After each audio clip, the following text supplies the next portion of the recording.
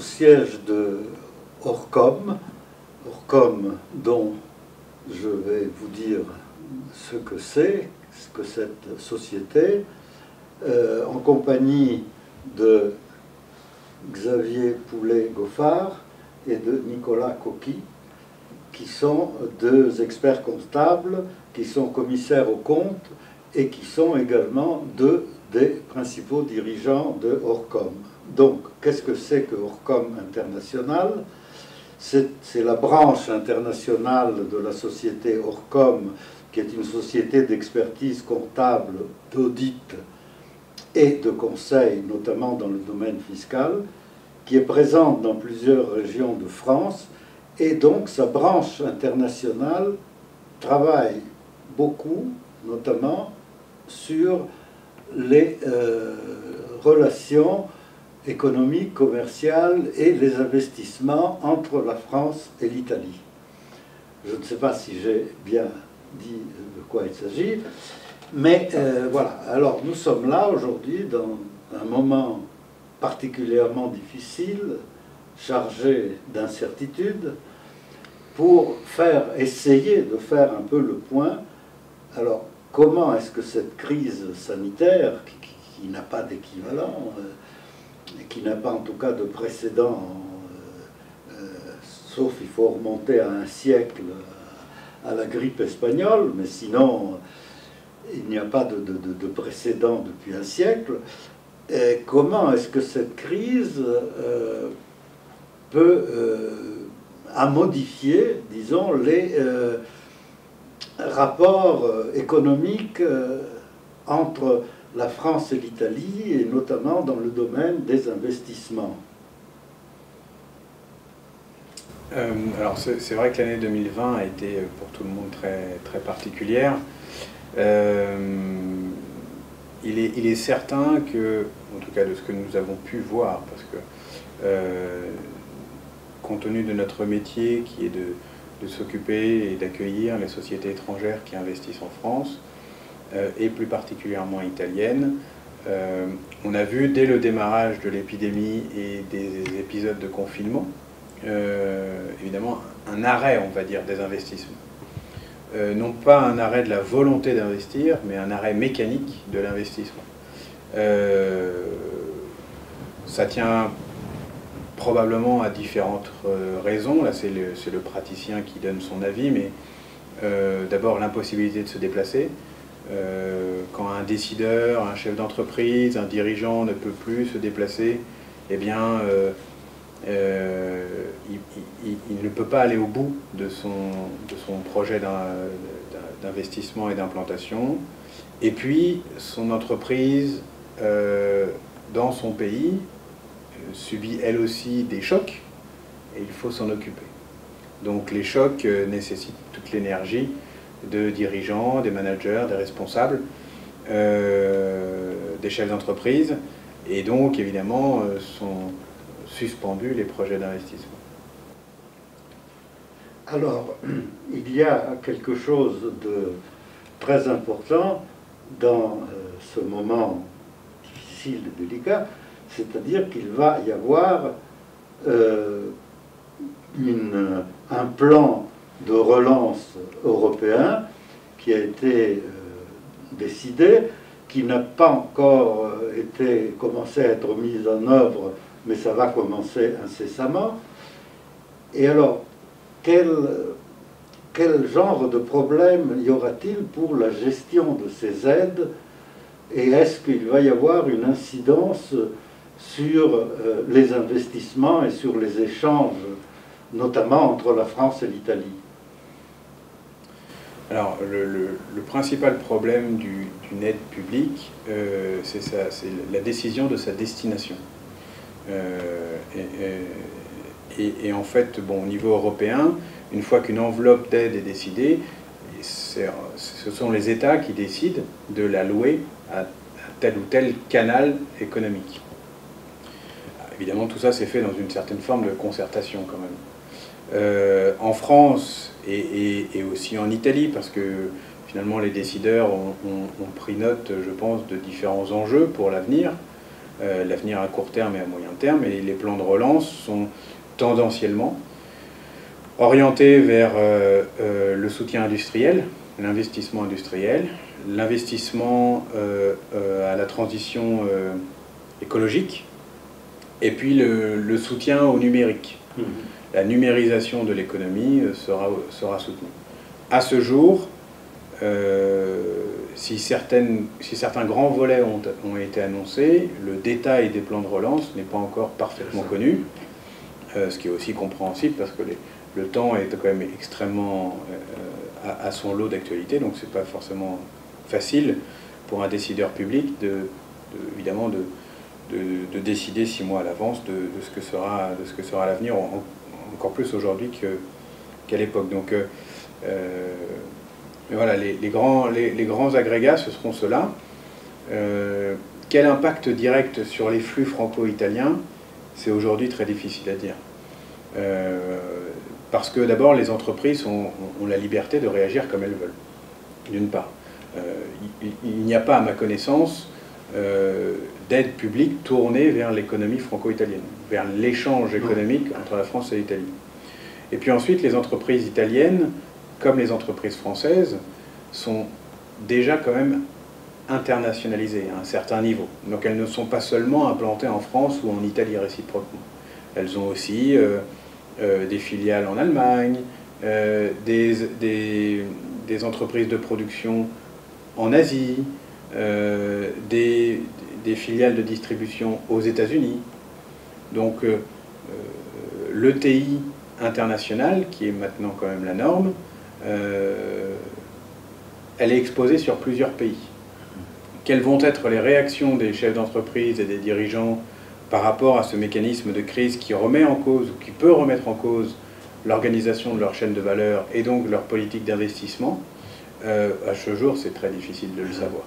Ce que nous avons pu voir sur notre portefeuille client respectif, c'est que les entreprises que nous suivons ont été assez résilientes dans la crise.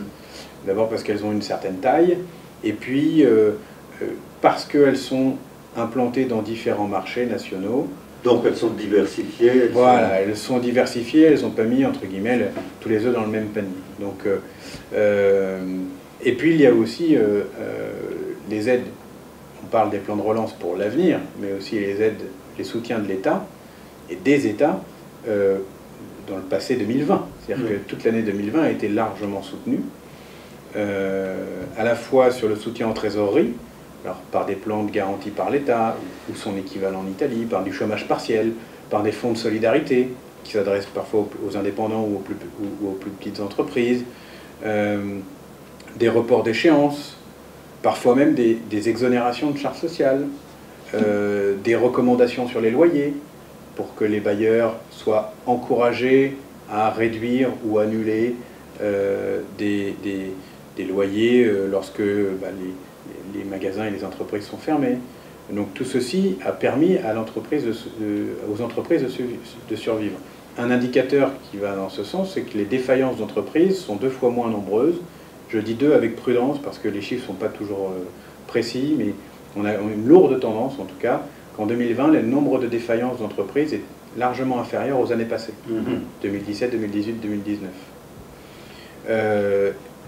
Est-ce que ça veut dire qu'on va avoir une sorte de vague de défaillance une fois les aides stoppées ou transformées, parce qu'à un moment donné, elles ne peuvent pas se maintenir en permanence?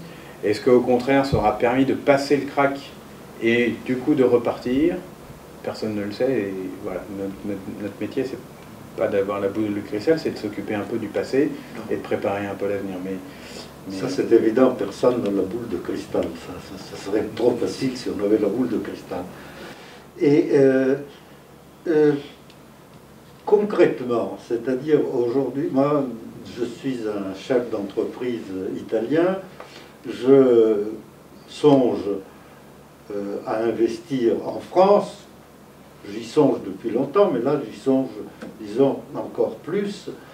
Et qu'est-ce que je peux faire? Est-ce que je peux compter sur ces aides qui sont prévues dans le plan de relance européen?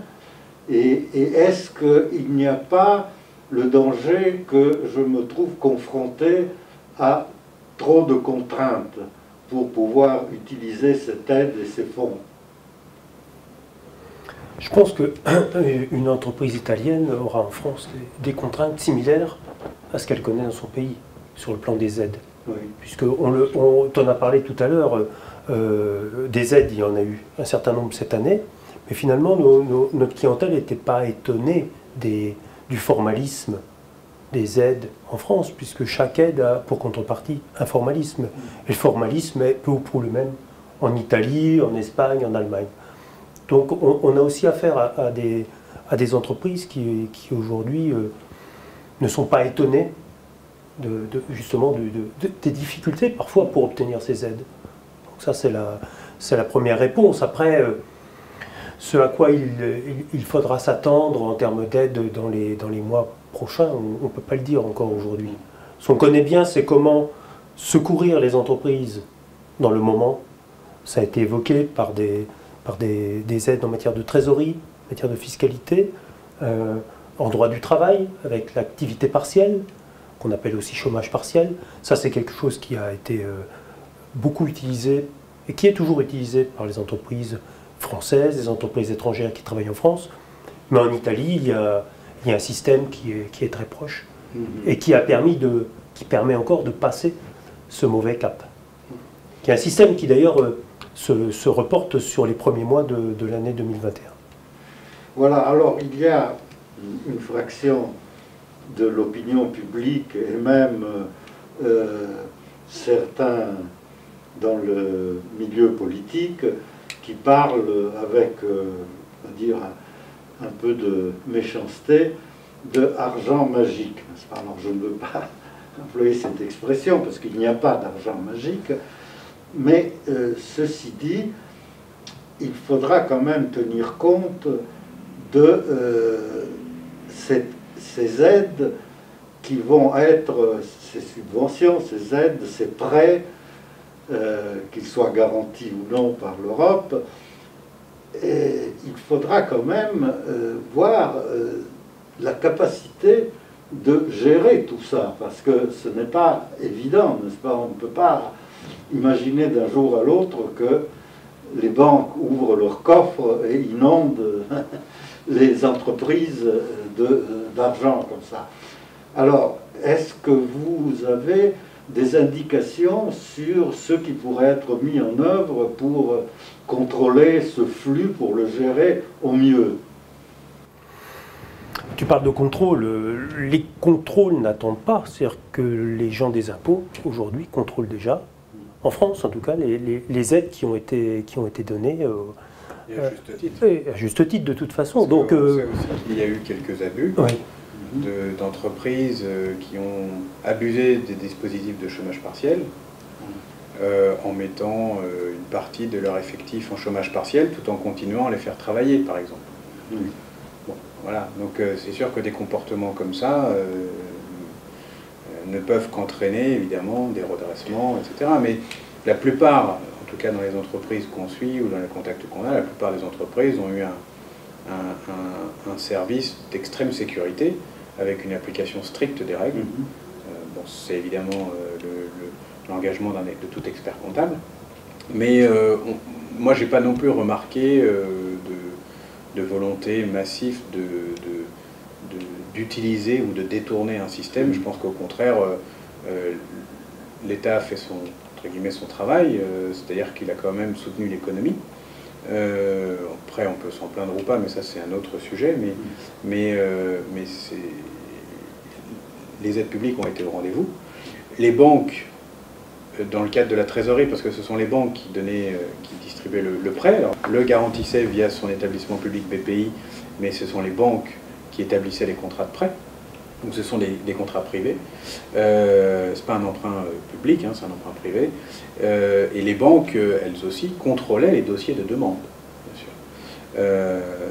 Avec des indicateurs parfois très simples, mais très efficaces, comme la notation Banque de France. Certaines entreprises, alors, on avait une excellente notation Banque de France, qui est synonyme d'une activité rentable, pour faire court.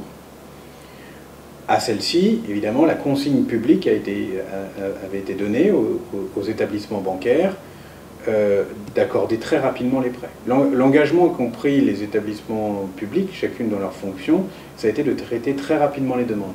Voilà pourquoi certains ont pu abuser du système, parce qu'évidemment, il a été dit, surtout, on traite la demande très très vite.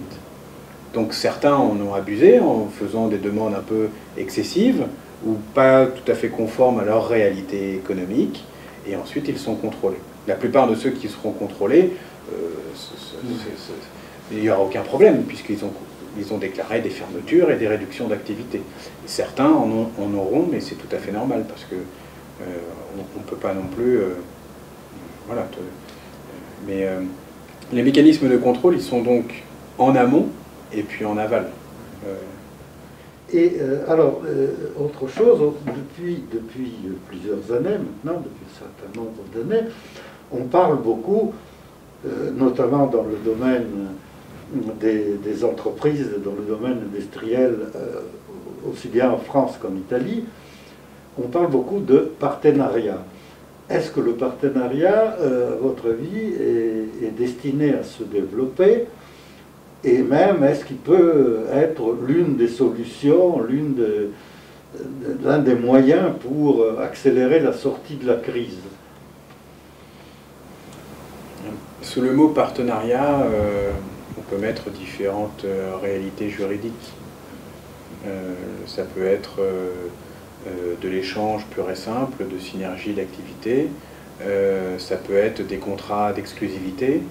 Ça peut être aussi ce qu'on appelle des joint ventures, en gros des entreprises à capitaux communs. Moi, je ne sais pas si, la crise va renforcer tel ou tel modèle. C'est quand même très compliqué de le dire encore. C'est quelque chose qu'on pourra constater dans les comportements. Ce qui est certain, c'est que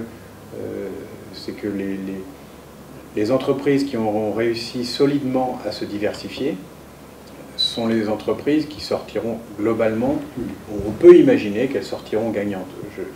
J'essaie d'être assez modeste quand même dans les verbes employés, parce que l'avenir est très incertain, mais on peut imaginer qu'elles sortiront quand même assez renforcées.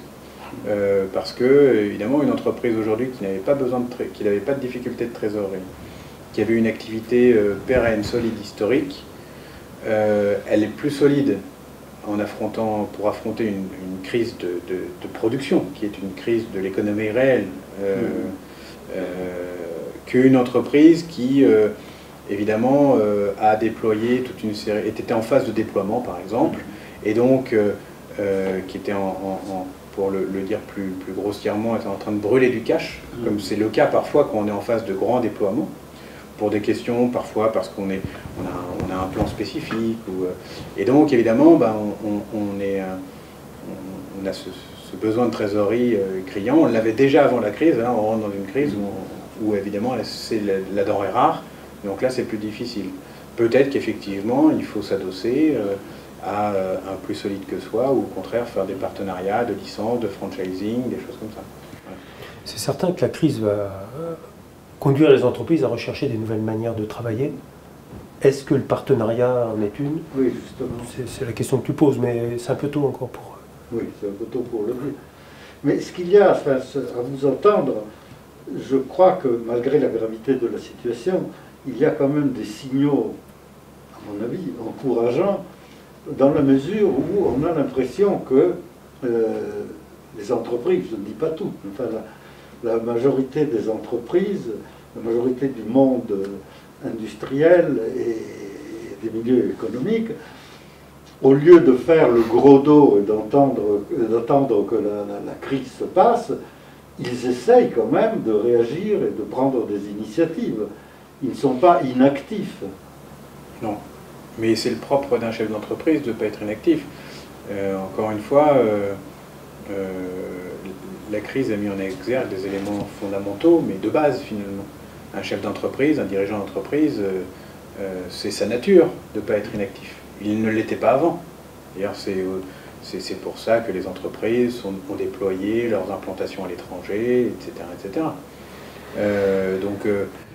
Le marché français demeure. Oui. Le marché français demeure. Quand on parle de production dans certains domaines, en France, il y a une formation, des gens qui sont formés. Bon, tous ces éléments de base demeurent. Oui. Donc effectivement, comme tu le dis, le chef d'entreprise continue à être en recherche du marché ou des moyens de production. Donc il n'y a pas de raison que tout s'arrête.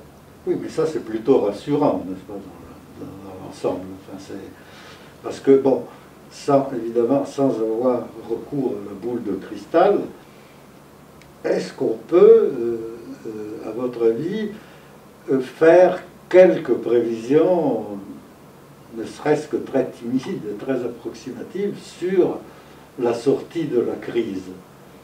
Qu'est-ce qu'on peut envisager?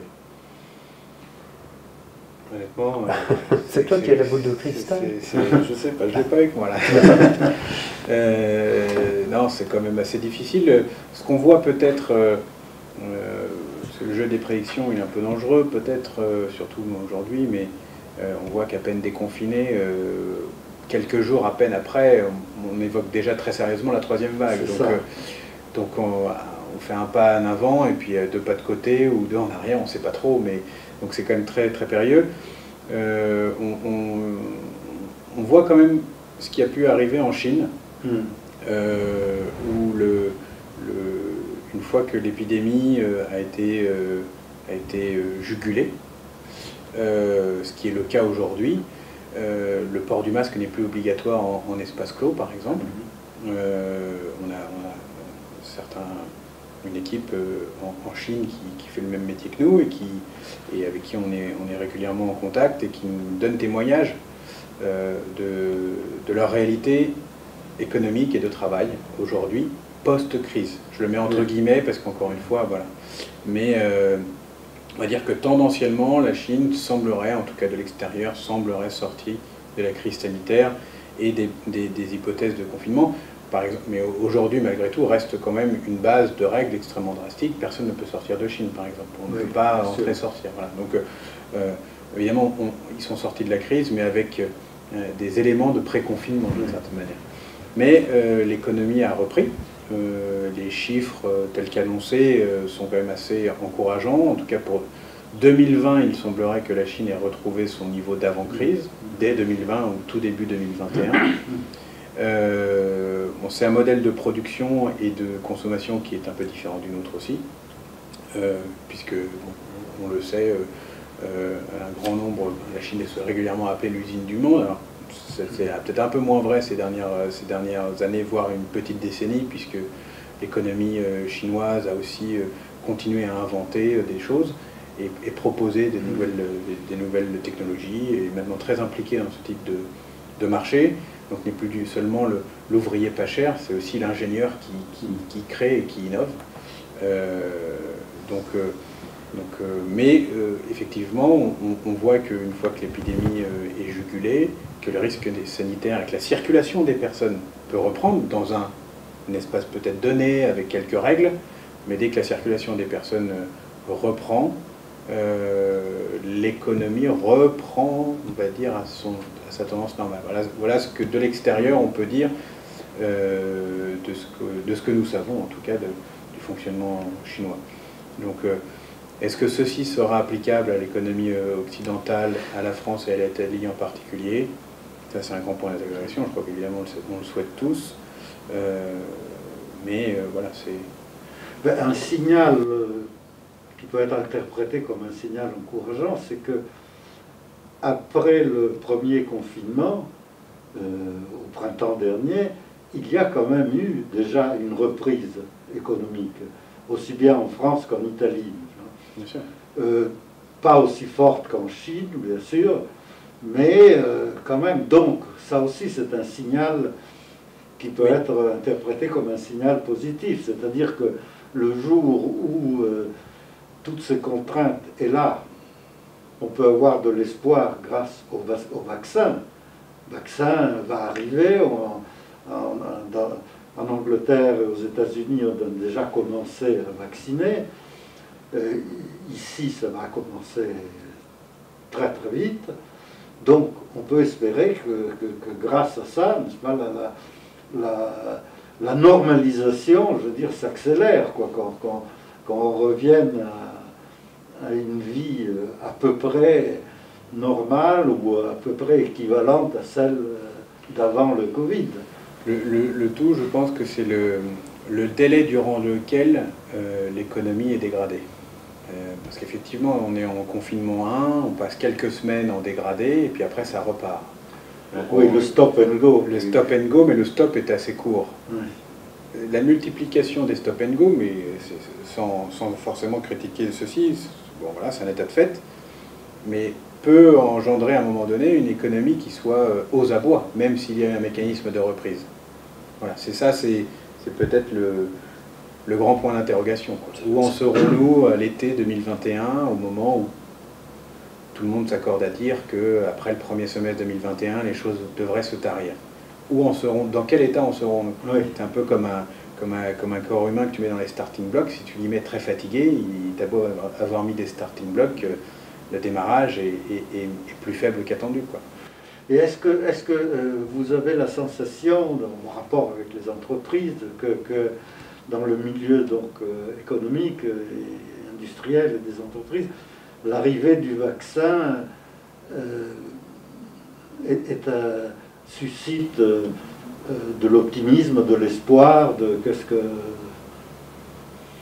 On en parle assez peu, hein, pour être honnête, parce que c'est vrai que c'est quelque chose sur lequel nous, on n'est évidemment pas spécialistes, enfin on est des citoyens comme d'autres, donc c'est pas forcément un sujet qui est central dans les conversations. T'as pas d'investissements qui sont liés à un vaccin, enfin la discussion elle ne porte pas là-dessus. C'est vrai que ce qui a été dit, c'est qu'un stop and go, ça conduit à une reprise, non pas de l'économie, mais une reprise de la consommation. Mais pour des investissements, on a besoin de visibilité. Et tant que cette visibilité, on ne l'a pas, je pense que c'est très, très compliqué d'avoir des investissements, et qui plus est des investissements au-delà des frontières. Mais la reprise de la consommation, c'est important, évidemment. Ah oui, oui. Mais on a vu quand même, après le premier confinement, et donc au moment du premier déconfinement, que la reprise de la consommation a été moins importante qu'on ne le pensait, qu'on ne pouvait le prévoir. Mais il y a peut-être aussi un phénomène de prudence vis-à-vis de l'avenir. En disant, lorsque l'avenir est incertain, on a une tendance naturelle à s'en prémunir en épargnant très fortement. C'était aussi quelques indicateurs qui avaient été publiés par le ministère de l'économie, indiquant que les Français, et je pense que c'est un peu pareil en Italie, je n'ai pas les chiffres en tête, mais avaient massivement épargné. Un de leurs enjeux d'ailleurs, c'est d'orienter cette épargne dans de la consommation et refaire circuler cette épargne pour que certaines entreprises puissent continuer à vendre leurs produits, notamment ceux qui s'adressent à la population, qui sont ce qu'on appelle des B2C, et pour que le B2B continue. Mais pour ça, d'ailleurs, de manière peut-être moins indirecte, mais la consommation comme l'investissement, ce que disait Nicolas, a besoin malgré tout d'avoir un peu de sérénité vis-à-vis de l'avenir. Mais c'est vrai qu'un investissement, cette composante-là se fait très directement. Nous, on a eu beaucoup d'appels entre août et octobre d'étrangers, d'internationaux qui souhaitaient s'implanter, qui souhaitaient ouvrir. Et moi, j'ai rencontré beaucoup de contacts qui, en fait, ne savaient pas quand ils allaient lancer leur projet. Alors que, d'ordinaire, lorsque je reçois ce type de coup de fil en septembre et octobre, en général, il faut aller assez vite. Parce qu'il faut être prêt pour janvier prochain. Oui, au 1er janvier, ça démarre. Là, c'était, bon alors, est-ce que c'est janvier et est-ce que c'est septembre 2021 Et en fait, la plupart concluent en disant, bon écoutez, voilà, novembre-décembre, avec les confinements 2, non pas parce que les gens avaient peur, mais simplement parce qu'ils ne peuvent pas circuler. Ils se disent, on ne sait pas trop du coup comment sera le premier trimestre, le deuxième trimestre 2021. Bon, on se revoit en septembre 2021. Et là, on verra. C'est même pas garanti. Et là, on verra. Je pense que notre entretien a été très utile et très instructif pour nos spectateurs, notre public qui nous suit. Simplement, ce que je voudrais ajouter, c'est que avec toutes les incertitudes qui planent encore sur la situation, eh bien, je pense que nous allons être obligés d'avoir un nouvel entretien dans pas longtemps, n'est-ce pas, parce que ça évolue tellement vite, la situation, et avec tellement d'incertitudes qu'on ne peut pas faire le point comme ça définitif. Ah non, non, non, ouais. Est-ce que vraiment à titre personnel, est-ce que vous êtes, comment vous sentez-vous? Vous êtes optimiste, moyennement optimiste, pessimiste, prudent? Enfin, quel est votre... Par nature, on est... Optimiste, par nature. Par nature, prudent et optimiste. Oui, prudent et optimiste.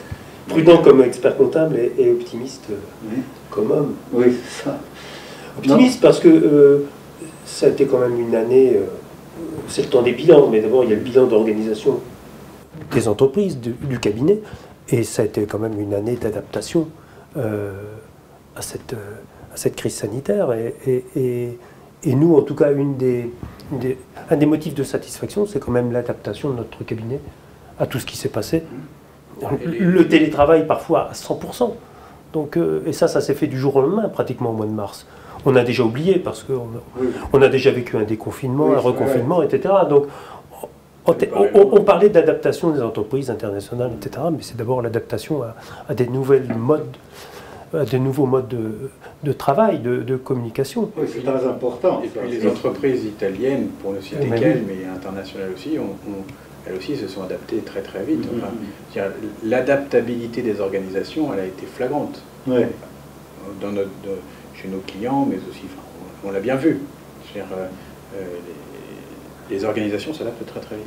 Et ça, c'est important. Et ça, c'est quand même très, très positif. C'est positif. Il y a un niveau de résilience et de combativité qui est très fort. Donc oui. Donc ça veut dire qu'au-delà de l'organisation du travail, en termes de marché, en termes de moyens de production, les entreprises vont s'adapter. Et bon, alors est-ce qu'on peut être guidé en partie par les mesures dont tu parlais tout à l'heure, mais elles seront surtout guidées par les marchés, par les nouveaux modes d'organisation, les nouveaux modes de communication, de travail. Et ça dans chacun des pays, mais aussi en Europe et dans le monde entier. Oui, on en arrive justement à une situation mondiale, parce que effectivement, ça ne se limite pas à la France et à l'Italie, bien entendu, n'est-ce pas? Oui, oui. Xavier nous a parlé de la Chine. Or, le modèle chinois est difficilement adaptable, mais ceci dit, on peut apprendre des choses en regardant la Chine, comme en regardant d'autres pays. Enfin, on peut apprendre des choses, sans nécessairement appliquer les mêmes méthodes, quoi. Oui, tout à fait. Tout à fait. C'est vrai que ça a été un pays qui a été extrêmement réactif dans sa capacité à muter, finalement, à réorganiser ses entreprises, à réorganiser ses services publics, à réorganiser aussi les points sur lesquels il souhaite miser pour l'avenir en termes de technologie. Et je pense que le plan, parce que on a toujours tendance peut-être à critiquer ce qu'on est en France. Je crois qu'il faut quand même signaler que